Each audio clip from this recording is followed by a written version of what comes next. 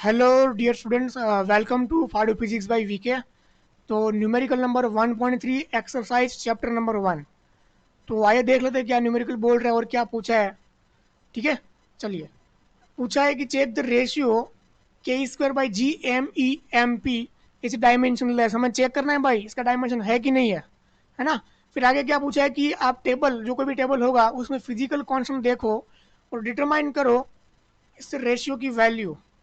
इसकी वैल्यू हमें डिटरमाइन करनी है टेबल से देख के। And what does the ratio signify, जो रेशियो हमें मिलता है उसका मतलब क्या होता है। ठीक है, वो हमें पूछा है इसमें। तो निकाल लेते कुछ नहीं, जो भी मतलब होता है चाहिए चले देख लेते हैं। तो भाई साहब रेशियो क्या है, तो रेशियो लिख लेते थोड़ा।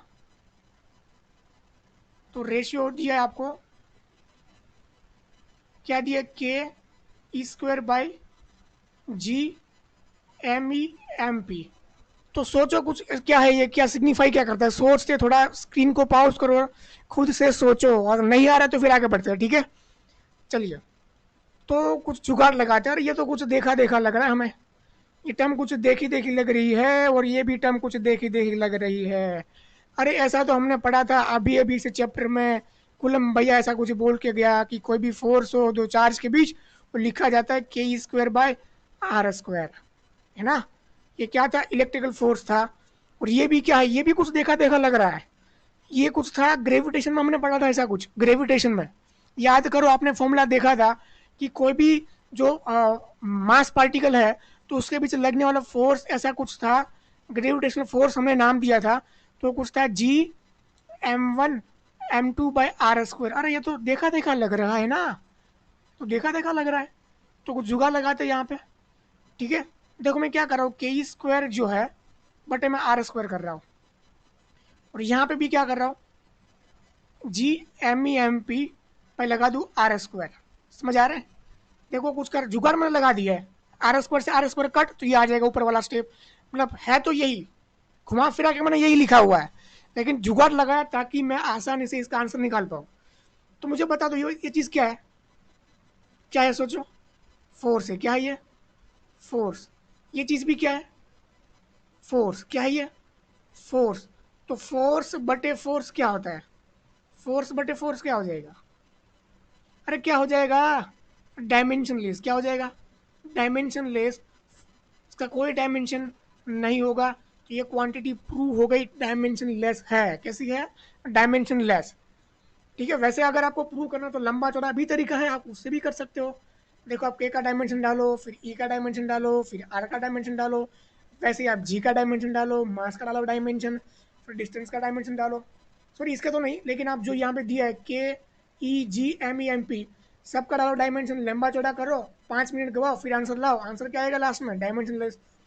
इसीलिए डायरेक्ट तरीका ये है, कुछ जुगाड़ लगाओ, सेटिंग बैठाओ और प्रूव करो डायमेंशन लेस। ठीक है। अब देखो सेकंड सवाल की तरफ बढ़ते हैं हम। सेकंड सवाल में क्या पूछा है कि ये रेशियो भाई साहब बोलता क्या है, वैसे बोलता नहीं, इसके क्या मतलब क्या निकलता है इससे, हमें वो पूछा है। तो आइए मतलब निकाल लेते इसका, क्या मतलब निकलता है। तो भाई साहब रेशियो ये हो गया K square G M E M P, है ना। चलिए one by one value put करते हैं। What does it mean. तो यहाँ पे देख लेते हैं के की वैल्यू क्या होती है। के की वैल्यू होती है हमें पता है 9 × 9 इंटू ई 1.6 इंटू 10⁻⁻19 का स्क्वायर डिवाइड बाई जी। जी होती है 6.67 इंटू पावर -11। और मास इलेक्ट्रॉन का होता है 9.1 इंटू 10⁻31। पावर -31 ये केजी में है, हमें एसआई में ही डालने हैं सारे के सारे यूनिट। और प्रोटॉन का मास होता है 1.67 टू पावर -27 kg। अब बैठाओ जुगाड़ और लगाओ इसको कैलकुलेटर, क्या होता है इसका। तो देखो यहाँ पे इसका आप जुगाड़ लगाओगे तो ये वैसे क्या अपना इलेक्ट्रिकल फोर्स है ना ये। तो ये अपना हो गया इलेक्ट्रिकल फोर्स, ये हो गया इलेक्ट्रिकल फोर्स। ये भी क्या है, ग्रेविटेशनल फोर्स। मैंने आपको यहाँ पे बता दिया है पूरा, डिवाइड बाय ग्रेविटेशनल फोर्स। तो इसको आप सिंप्लीफाई करोगे तो इसका जो आंसर आएगा ये कुछ ऐसा होगा। इसका आंसर होगा 2.2 73 इंटू 10⁻39, ठीक है। इसका ये मतलब निकलता है यहाँ से। तो ये हमें मिल गया ratio electrical force to gravitational force. तो देखो यहाँ पे इतना गुना, इतना ज़्यादा है। तो यहाँ से मतलब क्या निकलता है कि इलेक्ट्रिकल फोर्स जो है बहुत बहुत बहुत ज़्यादा है ग्रेविटेशनल फोर्स के कंपेयर में, ठीक है। इतना गुना है इलेक्ट्रिकल फोर्स, ग्रेविटेशनल फोर्स से इलेक्ट्रिकल फोर्स इतना गुना है, ठीक है ना।